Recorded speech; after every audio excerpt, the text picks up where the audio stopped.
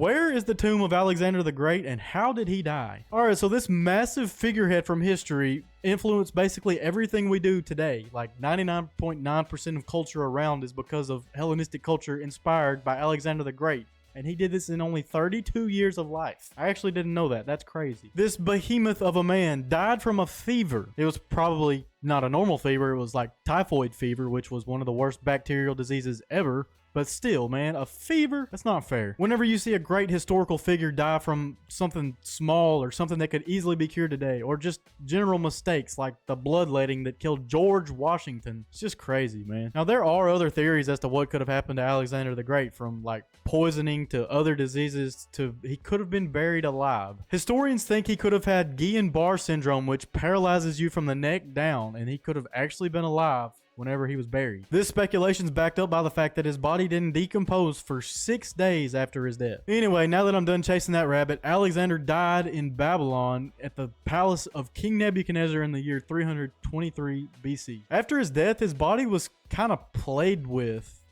not like that, for some time. There was a massive power struggle to try to fill this gap that Alexander's death left, so obviously his body was involved. I mean, that just goes with the territory, right? His body was first buried in Memphis, not Tennessee, in Egypt, and then it was later moved to the Egyptian Alexandria. Historical figures like Julius Caesar, Augustus, Cleopatra, Caligula, and many more have been said to have visited this tomb, but here's the fun part.